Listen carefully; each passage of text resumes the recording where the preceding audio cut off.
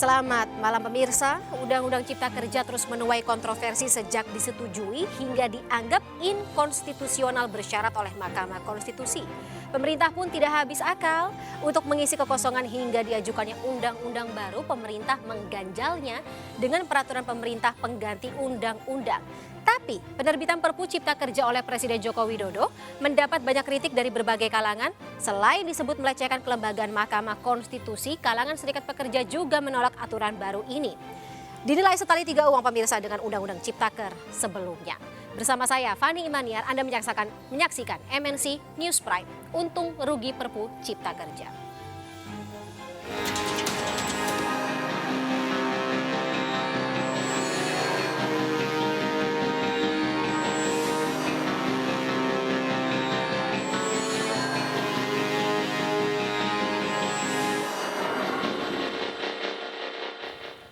Pemirsa, salah satu pasal yang disorot oleh kalangan buruh dalam Perpu Cipta Kerja adalah penghapusan hak 2 hari libur dalam 1 pekan bagi para pekerja.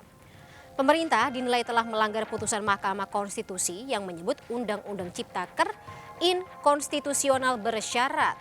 Penghapusan hak 2 hari libur dalam sepekan bagi pekerja ini diatur dalam pasal 79 ayat 2 huruf B. Aturan ini jelas bertolak belakang dengan Undang-Undang Nomor 13 Tahun 2009 tentang Ketenagakerjaan.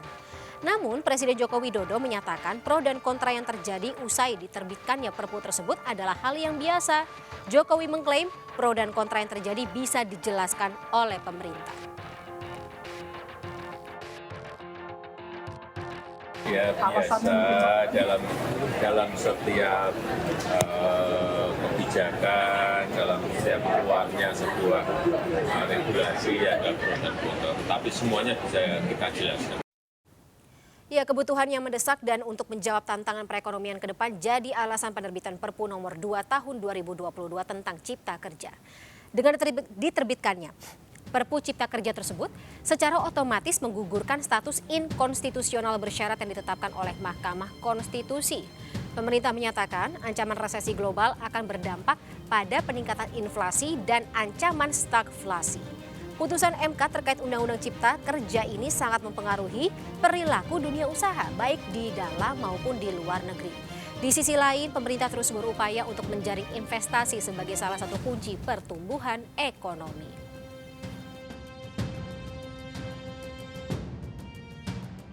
Pertimbangannya adalah pertama, kebutuhan mendesak. Pemerintah perlu mempercepat antisipasi terhadap kondisi global, baik yang terkait dengan ekonomi, kita menghadapi resesi global, peningkatan inflasi, kemudian ancaman stagflasi, dan juga beberapa negara sedang berkembang yang sudah masuk kepada IMF itu lebih dari 30 dan sudah antri juga 30. Jadi kondisi krisis ini untuk emerging and developing country menjadi sangat real. Dan juga terkait dengan geopolitik, perang Ukraine, Rusia dan konflik lainnya juga belum selesai. Dan pemerintah menghadapi, tentu semua negara menghadapi krisis pangan, energi, keuangan, dan perubahan iklim. Ya pemirsa, aturan tentang Cipta Kerja lagi-lagi jadi polemik usai diterbitkannya Perpu Cipta Kerja oleh Presiden Joko Widodo. Sebelumnya, Mahkamah Konstitusi meminta pemerintah untuk memperbaiki Undang-Undang Cipta Kerja dengan memberi batasan waktu selama 2 tahun. Tapi pemerintahan di bawah Presiden Joko Widodo justru menerbitkan peraturan pemerintah pengganti undang-undang atau Perpu nomor 2 tahun 2022. Hal ini dikhawatirkan oleh masyarakat bahwa pemerintah seolah memilih jalan pintas agar tidak menuruti perintah konstitusi. Apa sebenarnya urgensi dari penerbitan Perpu ini? Lalu bagaimana untuk ruginya bagi pelaku usaha dan juga para pekerja? Kita akan membahasnya bersama para narasumber yang sudah hadir bersama kami malam hari ini. Yang pertama ada Wakil Ketua Umum Kadin Sarman Simanjorang, kemudian Wamenkumham periode 2011 hingga 2014 Mas Denny Indrayana. Selanjutnya, Presiden Asosiasi Serikat Pekerja Indonesia atau ASPEK Ibu Mirah Sumirat, serta terakhir tenaga ahli utama KSP Pak Johannes Joko. Selamat malam semuanya. Selamat malam Mbak Fani, selamat malam Pak Sarman. Mas Baik. Indeni dan Mbak Mira. Baik, sehat, ramai ya, alhamdulillah malam hari ini. Tapi sebelum kita mulai dialognya, Bapak-Bapak dan juga Ibu, saya mau disclaimer terlebih dahulu. Jika salah satu dari masing-masing narasumber ini ingin menanggapi pernyataan narasumber lainnya, monggo tidak usah tunggu komando dari saya, bisa langsung menanggapi, tidak usah saya persilakan ya. Kita mulai saja kalau begitu dari Pak Johannes Joko. Mungkin pertama langsung saja saya akan tanya terkait dengan urgensi dikeluarkannya, diterbitkannya Perpu ini apa?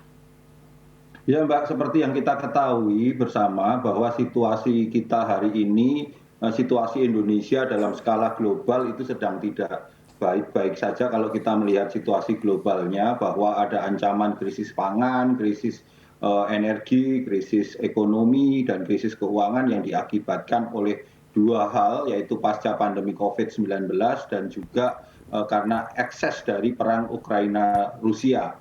Dalam kondisi-kondisi krisis itu ditambah lagi dengan situasi bahwa kita saat ini sedang menghadapi bonus demografi, maka Bapak Presiden itu mengambil dan memilih menerbitkan Perpu nomor 2 tahun 2022 tentang Undang-Undang Ciptaker.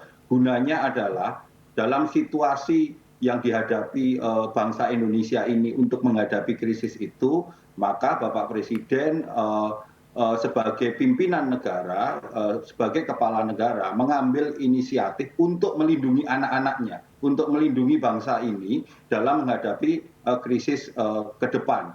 Salah satunya adalah bagaimana mempertahankan pertumbuhan ekonomi dengan tetap memberikan kepastian hukum kepada dunia usaha maupun memberikan kepastian hukum kepada para pekerja. Sehingga kedua komponen ini nantinya bisa berkolaborasi untuk tetap mempertahankan pertumbuhan ekonomi, membuka penciptaan lapangan kerja, dalam hal ini menarik investasi. Investasi sendiri juga jangan dilihat hanya sekedar sebagai sebuah investasi dari luar, investasi asing yang selama ini dituduhkan, tetapi yang harus benar-benar kita garis bawahi adalah hari ini kita punya 60 juta pelaku UMKM yang mereka butuh kepastian hukum, mereka butuh langkah-langkah hukum agar dari sektor informal menjadi formal. Karena 60 juta pelaku UMKM ini melibatkan kurang lebih 70 juta pekerja. Kalau sektor UMKM ini bisa mendapatkan kepastian lalu bisa bertumbuh, maka ini menjadi salah satu pilar kuat kita dalam menghadapi krisis global ini. Oke, jadi karena kegentingan itu ya, Pak Johannes? Iya Mbak, karena kita melihat bersama bagaimana sudah disampaikan oleh Pak Menko maupun Bapak Presiden juga menyampaikan berulang kali di berbagai forum mengingatkan kepada kita semua bahwa hari ini kita bangsa Indonesia akan memasuki situasi yang sama-sama tidak diinginkan secara global, begitu Mbak. Baik Pak Johannes. Mas Denny, apakah memang Perpu ini jadi satu-satunya kunci, satu-satunya solusi untuk mengatasi masalah genting ini? Terima kasih ya. Memang kalau bicara Perpu, dasar konstitusinya adalah kegentingan yang memaksa. Oke. Dan apakah genting yang memaksa itu putusan Mahkamah Konstitusi mengatakan itu hak subjektivitas Presiden untuk menilainya. Jadi kalau bicara tentang genting atau tidak genting, akhirnya memang Presiden punya keleluasaan. Subjektif dong Mas Denny. Paling tidak berdasarkan, halo ya? Iya, subjektif Pendengar dong berarti saya? keputusan tersebut. Iya. Itu putusan Mahkamah Konstitusi ya. Oke. Jadi memang kalau diambil dari putusan itu menjadi Presiden punya keleluasaan untuk itu. Tetapi tetap saja Perpu punya kontrol kita melalui politik, forum politiknya di DPR. Karena DPR bisa menyetujui atau menolak. Kalau disetujui undang-undang, kalau tidak disetujui ya tidak bisa menjadi undang-undang. Dan forum hukumnya di Mahkamah Konstitusi diuji apakah bertentangan dengan Undang-Undang Dasar atau tidak. Nah, namun persoalannya Perpu Ciptaker ini kan tidak hadir, tidak muncul tanpa sebab. Bukan hanya persoalan kegentingan yang memaksa yang kemudian menjadi masalah tentang Perpu Ciptaker, tapi juga ada putusan Mahkamah Konstitusi. Apa putusan Mahkamah Konstitusi? Ini uji formil. Jadi Oke. yang disoal oleh MK pada saat menyatakan Undang-Undang Ciptaker itu inkonstitusional bersyarat adalah ada persoalan-persoalan teknik perundangan, masalah omnibus law yang belum ada dasarnya. Nah, salah satu yang paling mendasar adalah tidak adanya meaningful participation, tidak adanya partisipasi publik. Sebagaimana juga beberapa undang-undang kita yang beberapa waktu terakhir ini sangat minim dengan partisipasi publik, perubahan undang-undang KPK, IKN, dan seterusnya.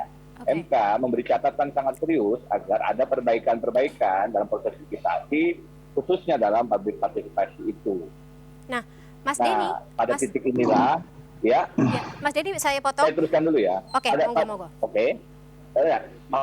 Maksud saya satu kalimat dulu. Aha, Pada monggo. titik inilah Perpu itu menjadi bermasalah karena tentu saja Perpu tidak membuka ruang public participation karena ya tidak ada Perpu yang diawali dengan diskusi-diskusi publik. Oke. Nah, apakah kemudian putusan MK bisa demikian saja dibatalkan, digugurkan oleh satu Perpu? Nah, ini yang menjadi soal. Menurut saya harusnya Presiden tetap melakukan langkah-langkah proses legislasi. Kan sudah lama ini sebenarnya putusan MK-nya, diberi waktu 2 tahun, sehingga saya dengar sebenarnya tinggal dalam proses ujung itu untuk menyelesaikan dan akan lebih tidak punya persoalan kalau perbaikannya dilakukan. Ini yang dikhawatirkan adalah karena tidak ada ruang partisipasi publik yang dibuka secara lebih baik, sedangkan saya memberi apresiasi misalnya dalam soal KUHP itu public participation-nya much better ya, jauh lebih baik. Meskipun tentu ada yang mengkritik tentang substansi dan lain-lain, tapi kalau dibandingkan dengan IKN, perubahan undang-undang KPK, maka KUHP public participation-nya jauh lebih baik. Kenapa? Catatan MK tidak dijadikan dasar untuk melakukan kebijakan legislasi dalam hal undang-undang Cipta Kerja. Saya karenanya mengatakan ini tidak menghormati putusan MK. Dengan kata lain, sebagaimana Bisa batal demi hukum nggak, Mas Denny? pelecehan terhadap parlemen, ini juga pelecehan terhadap MK. Bagaimana? Bisa batal demi hukum atau ada langkah hukum yang bisa dilakukan oleh rakyat? Sebagaimana tadi saya katakan, kalau kita bicara tentang Perpu, maka langkahnya ada 2. Kalau konstitusi kita mengatakan secara politik di DPR, Oke. jadi ada forum untuk mengujinya. Sedangkan secara hukum ya di Mahkamah Konstitusi, kan menjadi lucu ya. Kalau Ya. kemudian Perpu ini dibatalkan lagi oleh MK Oke. karena tidak ada partisipasi publiknya. Nah, itu yang harusnya dihindari. Walaupun saya tidak yakin Oke. setelah ditariknya Hakim Aswanto, apakah MK-nya punya keberanian untuk membatalkan Perpu Ciptaker ini. Baik Mas Denny. Pak Sarman dan juga Bu Mirah sudah senyum-senyum sendiri, tapi mungkin saya ke Pak Sarman dulu terkait dari Kadin sendiri sebenarnya posisinya untuk memandang Perpu ini seperti apa dan tentunya implikasinya bagi para pengusaha di Indonesia, Pak Sarman. Ya, kalau bagi kami pengusaha, ya kami sangat-sangat merespon positif dan mendukung upaya pemerintah untuk mempercepat kekosongan hukum yang ada. Karena apa? Ketika ada keputusan MK, catatan yang diberikan adalah bahwa pemerintah tidak diperbolehkan mengeluarkan aturan turunan sebelum dilakukan penyempurnaan. Artinya hampir 1,5 tahun ini banyak daftar antri, apakah itu peraturan pemerintah, peraturan presiden, keputusan menteri dan lain-lain yang tidak bisa dikeluarkan karena belum dilakukan penyempurnaan. Nah, tentu ini kan di dunia usaha ini ada ketidakpastian dalam hal ini. Apalagi kita akan menghadapi yang namanya ancaman krisis ekonomi global. Nah, untuk itulah dengan adanya Perpu ini, tentu berbagai produk-produk hukum turunannya tentu akan punya dasar untuk dibuat oleh pemerintah dalam kerangka kita menjawab berbagai tantangan yang kita hadapi, terutama di tahun 2023 ini. Karena kami dari pengusaha juga kan sudah menyampaikan kepada pemerintah bagaimana supaya penyempurnaan daripada undang-undang ini segera dilakukan. Ya, supaya berbagai produk hukum turunannya itu dapat segera diimplementasikan. Karena itu sangat ditunggu-tunggu oleh dunia usaha dan investor, dan ini akan menjadi suatu kepastian hukum bagi dunia usaha dalam hal ini. Apa aja Nah, kepastian hukumnya itu Pak Sarman yang katakanlah bisa kita ambil contoh konkretnya gitu untuk membantu para pengusaha terutama dalam katakanlah menghadapi tantangan tadi kegentingan yang disebut oleh Presiden. Nah, contoh misalnya begini, kan ekonomi global ini kan tidak baik-baik saja dalam hal ini. Seluruh dunia itu tertekan. Pertama, bahwa kita masih dalam proses pemulihan akibat COVID-19. Yang kedua adalah dampak dari perang daripada Rusia-Ukraina ini. Nah, artinya bahwa supaya penguatan ekonomi kita ini mampu bertahan menghadapi tekanan ekonomi global ini, artinya pemerintah kan harus responsif. Artinya harus responsif terhadap dinamika ekonomi global yang terjadi, sehingga mampu membuat kebijakan-kebijakan yang taktis, yang strategis, bagaimana upaya memperkuat posisi ekonomi kita. Apalagi ini salah satunya. Apalagi bahwa Undang-Undang Cipta Kerja ini kan ada 10 klaster nih. Ya kan, salah satunya adalah klaster ketenagakerjaan yang ramai dibicarakan. Tapi klaster-klaster lain itu masih banyak peraturan-peraturan di bawahnya yang belum rampung dalam hal ini. Ya kan? Jadi artinya apa? Ya, kita berharap supaya dengan adanya Perpu ini ada kepastian hukum bagi dunia usaha dan investasi, dan berbagai produk-produk hukum di bawahnya itu segera diselesaikan oleh pemerintah, sehingga betul-betul ada suatu jaminan kepastian hukum dari aturan-aturan yang dikeluarkan oleh pemerintah. Baik. Nah, kalau Bu Mira setuju, apalagi Bu Mira sebelumnya katakanlah kalau kita kutip mengatakan Perpu ini adalah akal-akalan pemerintah untuk tetap bisa memberlakukan Omnibus Law yang sudah dinyatakan inkonstitusional bersyarat oleh MK. Ya, gimana nggak saya sampaikan akal-akalan, orang isi Perpu ternyata copy paste daripada Undang-Undang Cipta Kerja gitu loh. Dan malah lebih parah lagi, isi Perpu tersebut udah masuk ke area materi dan banyak pengurangan yang lebih tajam dari isi Undang-Undang Cipta Kerja sebelumnya gitu loh. Yang kedua, gini, kalau bagi kami ini kado pahit ya bagi pekerja buruh di awal tahun 2023, sangat pahit. Belum lega nafas kami para pekerja buruh itu terkait dengan adanya Undang-Undang Cipta Kerja Omnibus Law ini sangat membuat sengsara pekerja buruh kita. Dimunculkan Perpu yang isinya malah copy paste isi Undang-Undang Cipta Kerja Omnibus Law gitu. Apa saja poin-poin yang mengkhawatirkan, Mbak Mira? Kami pada saat sebelum dan sesudah disahkannya Undang-Undang Cipta Kerja, kami sudah kasih tuh konsep-konsep kepada Presiden, kepada DPR RI, kepada kementerian yang terkait dalam hal tenaga kerja, konsep-konsep persoalan permasalahan yang kami tolak ya. Satu, terkait dengan outsourcing yang diperluas, harusnya kan cuma 5 sektor saja itu jenis pekerjaan yang bisa di-outsourcingkan. Tapi di Perpu ini makin meluas dan semua sektor boleh di-outsourcingkan. Yang kedua, tidak ada kepastian yang namanya jaminan pekerjaan mereka. Jadi mereka itu yang namanya kontrak kemarin dibatasi 3 tahun, sekarang menjadi 5 tahun, bisa diperpanjang terus-menerus sampai istilah kata nih seumur hidup bagi kami. Yang ketiga, hilangnya upah minimum sektoral kota kabupaten atau UMSK, di mana UMSK ini penting sekali untuk sebagai pembeda sektor otomotif dengan sektor yang namanya pabrik kerupuk, itu harus beda dong upahnya gitu lah. Itu dihilangkan. Yang keempat, tenaga kerja asing yang sangat-sangat dipermudah masuk. Yang dulu masih harus ada IMTA, yang sekarang dengan sekelembar surat saja para yang memiliki kebutuhan tenaga kerja asing ini pakai surat dikirim ke menteri, udah clear. Meskipun itu harusnya ada syarat-syarat terkait dengan tenaga kerja yang punya keahlian gitu ya, itu dihilangkan. Kemudian kewajiban berbahasa Indonesia dihilangkan. Lalu yang selanjutnya jaminan sosial bagi pekerja buruh menjadi minim. Kenapa saya katakan minim? Karena kan status pekerjaannya dirubah dari outsourcing, kemudian daily worker atau pekerja harian, kemudian kontrak. Para pengusaha ini malas dia mendaftarkan pekerja buruhnya itu untuk didaftarkan ke peserta BPJS Kesehatan dan juga BPJS Ketenagakerjaan. Kalau kayak gitu pesangon jadi hilang. Kenapa saya katakan pesangon hilang? Karena kan tadi kontrak terus. Pemerintah selalu berargumentasi membela diri, kan ada JKP, jaminan kehilangan pekerjaan. Itu diberikan kepada pekerja yang 1 tahun habis kontraknya, dikasih tuh JKP, namanya 1 bulan upah.